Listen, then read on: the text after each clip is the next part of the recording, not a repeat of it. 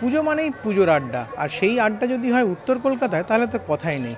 আমরা এই মুহূর্তে রয়েছি বৃন্দাবন মাতৃমন্দিরে, আমার সঙ্গে রয়েছেন অগ্নিমিত্রা পাল। একেবারে পুজোর যে আড্ডা তার মধ্যেই তাকে পাওয়া গেছে, অষ্টমীর আড্ডা বলা যেতে পারে, একেবারে মহেন্দ্রক্ষণ অষ্টমীর দিন।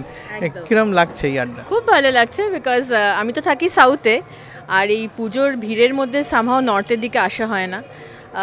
আমাদের মানে পাড়াতে কোনো পুজো নেই, খুব আনফর্চুনেট। আমি গুরুসদা রোডে থাকি, কিন্তু এত বড় গুরুসদা রোডে একটিও পুজো হয় না। আমি ভীষণ মিস করি, কারণ আমার বাপের বাড়িতে পাশেই পুজো হতো এবং ঘুম ভাঙতো ঢাকের আওয়াজে। তো আজকে এখানে এসে মানে আমার বাপের বাড়ির মতনই একটি পরিবেশ মনে হয় পেলাম। খুব সুন্দর একটি ছোট্ট পুজো, কিন্তু 106 বছরের পুজো। সবাই পাড়ার সবাই খুব ইনভলভড এটার মধ্যে, সবাই এসে গেছেন, এখানে একটি আড্ডা হবে এবং খুব এক্সাইটেড, খুব ভালো লাগছে আমার। অষ্টমী মানে তো ভোগ খাওয়া, সেটা কতটা তোমার টানে? একদম প্রচণ্ডই টানে, আমি সেই টানেই তো আমি এখানে এসেছি, কারণ আমি তো ভোগ অন্য সময় খেতে পাই না। আজকে এরা বলেছে ভোগ খাওয়াবে, তাই জন্য আমি এখানে এসেছি আজ।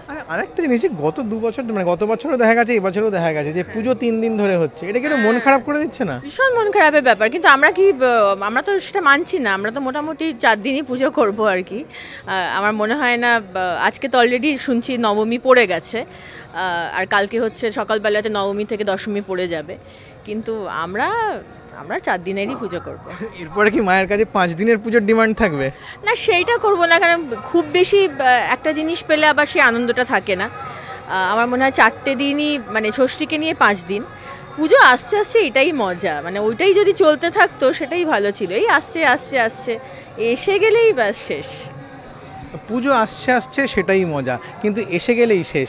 যদিও গত 2 বছর ধরে 3 দিনের পুজো কিছুটা মন খারাপ করে দেয়, কিন্তু কি করা যাবে, কিছু করার নেই। তাই আড্ডা চলতে থাকবে, আর এভাবেই কিন্তু পুজোর আড্ডা, অষ্টমীর আড্ডা একেবারে জমজমাট। ক্যামেরায় স্বপন মজুমদারের সঙ্গে সঞ্চয়ন মিত্র, এবিপি আনন্দ, কলকাতা।